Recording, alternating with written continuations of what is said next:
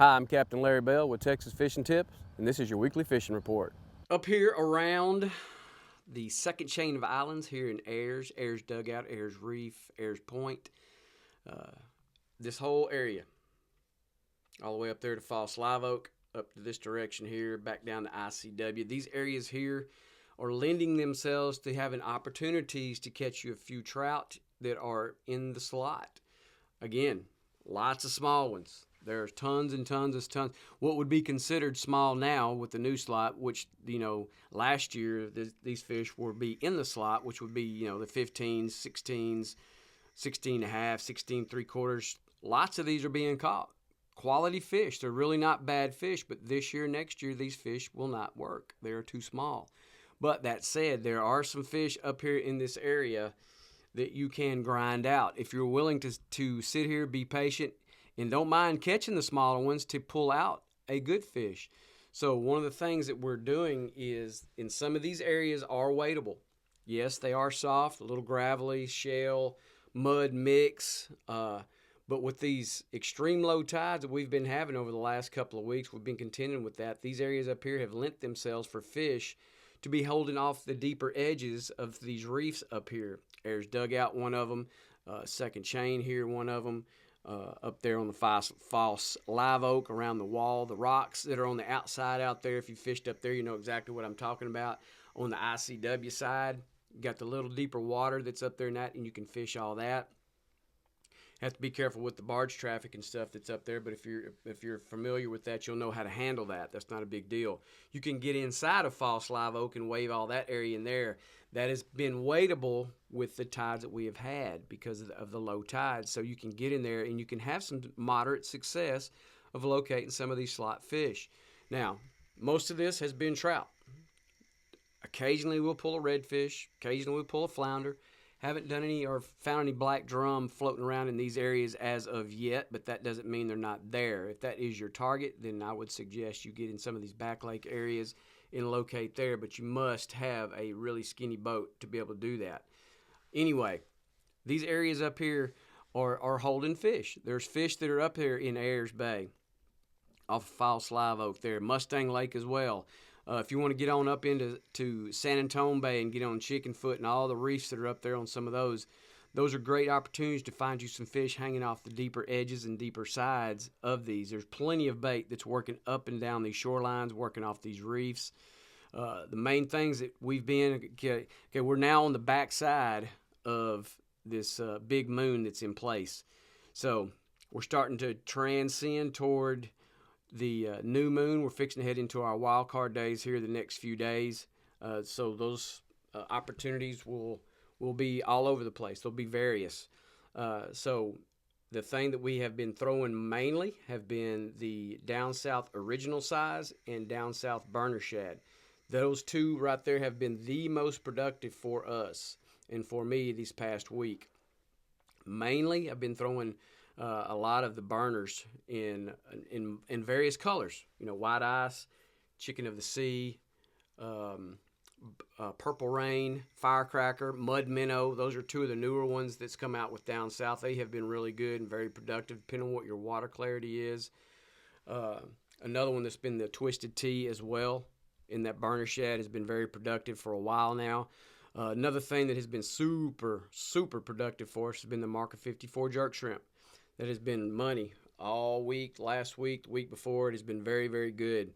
Working that bait, bouncing it off the bottom, working underneath the popping cork if that's what you need to do, finding these guts, these edges, these drops around all the shell, hard-packed sand. These areas have been very productive, producing those fish with those particular baits and those particular colors. Now, that said, that's always... there's always a variation that you can add to that or do to that. And if you have something else that you like to throw that's in that size or close to that color, then throw it. Man, that's fine. There's nothing wrong with that. That's just the stuff that I use and I like to use, and I'm very productive with it, and it helps my clients as well to be very productive on the water. These areas, again, they're holding fish. Make sure, because the one thing that has held true over the last couple of weeks is finding fish and catching fish during the majors and minors in and around those. Not always like at the start of it or in the middle of it or the back of it, but somewhere in and around that major or the minor, whenever it's taking place, has been very productive for us. So make sure that wherever you're working these particular baits and what areas you are attacking, that you've got a major or minor that's coming up for you. Now, again, hopefully our water will start to kind of level off a little bit, but if not, then you have to kind of go to a fall time pattern or a winter time pattern locating these fish when this water drops out, looking at guts, looking at cuts, looking at passes, pinch points, areas that have deeper water that you have possibly have a flat that's adjacent to it or close by that you can go in here and you can work those fish earlier or even later in the day. With the temperatures that we've been getting, water temps in some of these areas have been upper 80s, low 90s. So it's been really hot water. So locating some water that's cooler is a plus. So if you're able to do that, close to the channels, close to a pass, that you're getting some fresh water flow through there will help that immensely. Down here in the fingers of Carlos, again, shell. Shell's been a big player the last week or so, finding and locating fish that are around there. You got Spalding Reef that's out here. This area here, there's been some fish that's been hanging on. Not a tremendous amount of fish, but there have been some fish that are around those. Some of these you got little bitty shell pads that are in and around that. You got one like back up toward Jaybird Point in that area. You got Jaybird Reef. There's been a few fish that have been hanging around. Again, Long Reef has had some fish around it. But here at Carlos, the guts, it's been kind of sporadic, but there are some fish that are there. You may have to walk 2 or 3 of the guts, maybe a few more, maybe a few less, whatever. It just kind of depends on the day. But you get up on top of the reefs and you'll see bait working up and down the guts. You'll see them on the edges. You see them down here on the backside here that runs this big reef in Carlos that's here. It's a great area to locate you some trout. I haven't really targeted too many redfish in the past 6 or 7 days. A lot of it has been trout, just to locate trout, to see if we can find those slot trout. There have been a few, but I will say this, they've been few and far between. So the one thing that you must be able to do is be patient with these fish and continue to work through them. You can locate them. They are in and amongst a lot of the smaller fish, and you just have to contend with that. That's just kind of the way the theme has been. We'll catch 14s, 15s, 16s, 16 and a half, 15 and a half, whatever. Lots of those in the system. Lots of those fish would have been good back in, January and February, all of last year, but this year not so much. It's not going to happen. So a lot of those are being caught, but there are some in the new slot, the 17 to 23. We're locating those fish as well. They're scattered, but they're in there.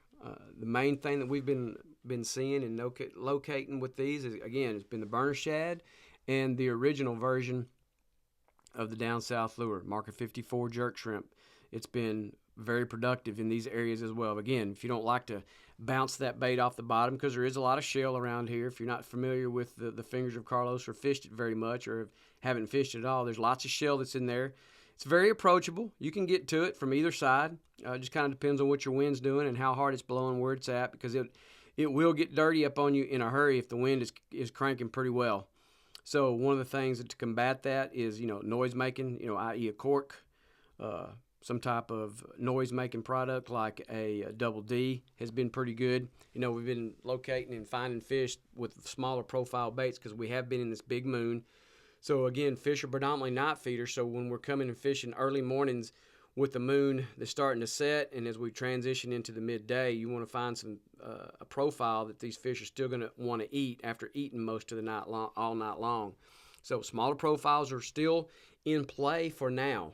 Now that will change in the next 4 to 5 days as we get on the backside and get into the wild card days. Then everything will come into play, or some things that may just kind of zero down to what we want or where we want to fish at. But again, the profile size is very important to make sure that you're taking care of that. As far as the smaller baits, you can always start with the smaller bait and then progress. Just move up after a little bit of time. If you see that you're not getting very many strikes or opportunities, then move up a size. Then that's all it takes. Maybe just one little bit, maybe a bunch. Don't know. You won't know until you throw. So that's just one of those things you just have to play with and see. But at least you have a starting plan or starting place and a plan in place for you to be able to locate and find and catch these fish. Again, majors and minors, major thing that you must incorporate into your fishing day to help you continue to be productive once you've kind of located some fish. Again, The 16th ounce jig heads is still throwing those. Put you a cork on there if you want to. You can work a burner shad underneath that, original size underneath that popping cork. Again, the Marker 54 jerk shrimp's been really good under a popping cork if that's what you like. I like to free line that, or I like my clients to free line those as well, just to bounce them off the bottom just like a plastic. They work really well. So work all this area of Carlos, work around the reefs that surround Carlos. Take your time with it. You'll locate and find some fish that are in these areas. You may have to wade through a bunch of smaller ones, but you will find some decent fish. Up here on the Lap Reef, again, reefs have been the key thing this time of year. Heat, water temperatures have all played part of that. Finding cooler water later in the morning has been key. Locating a little bit deeper water with some deeper shell and grass beds on it have been important to locate these. Get up here on Nukem Point, working the outside of this. Now we've had some, decent weather days as far as the wind goes that you can work this area up here and not get blown off the water. And that's great. That's not a problem because all this area up here lends itself to be very weightable, especially with the lower tides that we've had over the last couple of weeks, the negative tides. You can get into these areas and actually you can get out to some deeper water that typically you could not reach when we've had normal tides. It'd be too deep to fish or too deep to wade. You can reach it from the boat, obviously, but that's just not as productive, in my opinion, as fishing from the boat as it is fishing in the water. But this area, all up and down here up Nukem and this point, all the way to the bridge down here, it lends itself with the shallower water, or with the tides being negative like they are, to be able to fish those areas. And you can locate some fish. We've found fish that are off these points and out on the middle of these things in the deeper water, especially later in the mornings. We're fishing up closer to the shorelines as much as we can, is what the water allows us to anyway. Sometimes that pushes us away from the shoreline as opposed to being up close to it, depending on what the water levels are. And we'll locate fish in there. There'll be some redfish. If you fished enough, redfish will get in some awful skinny stuff. Sometimes they'll get their backs out of the water just trying to get into an area finding bait. Again, bait has not been an issue. We found lots of baits in lots of these areas.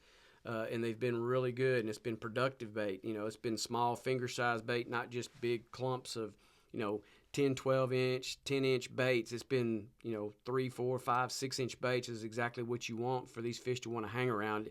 And so there's plenty of that's working these shorelines. Nukem Bend on the backside, it's a little warmer because it's a muddier bottom. But the point and some of these areas here, you can still find redfish back in this area. We've pulled a few out here and there, flounder, pulled out an occasional flounder ever so often. And then as you get closer down toward Holiday Beach area, there's more shell that's down this way. You got a little back lake mouth or two that kind of dumps out into that. So you can fish out into the flat a little bit more so than what we typically have been able to because of the depths of the water. But again, sometimes when the negative tides take place, it allows other areas to be fished that normally you can't fish. So take advantage of that. So don't just look at it as, we got a negative tide, I can't fish where I normally. That's okay. Go fish a new area. You find some new water, which, man, can be very productive at times, and it'd be like refreshing too. So it gives your mind a whole new state to think about and look about, and a great attitude about continuing to fish some different areas. So look at it from the positive stance. Again, burner shads have been money. Marker 54 jerk shrimps have been money. The original size have been great for us. Double D. They have been good in occasions in certain areas, over shale, little deeper grass pads and pockets. They've been really good there, so you can really work that bait down over the top of that and let it suspend, and you can locate some really nice fish in some of those areas up and down that. On down from Holiday Beach towards Shell Point in the Turtle Pen area. Back in here, another area there. There's some scattered grass that's here, much harder bottom. So those are areas that you really want to look at, really want to target. It's that hard packed sand, shale. I can't tell you enough or emphasize enough. Make sure that you're locating some shale pads, shale reef, shale bars, something with shale in it somewhere. So scattered shale even, that's where fish are liking to hold over top of that because it's cooler for them. That's what they want. The fish want to be as comfortable as they possibly can be. So again, work these areas. Be patient with these areas. You're going to catch fish in these things. Again, you can look at the wade through a whole bunch of these 13s, 14s, 15s, and 16s, but it's about a 10 to 12 to 1 ratio.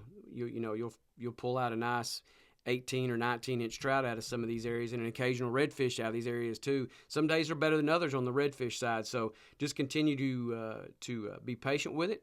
Continue to work these areas, work your baits, and again, we're transitioning into the wild card day, so lots of different things will come into play, and again, to incorporate the majors and minors into your fishing day to continue to be productive. Watching, I'm Captain Larry Bell.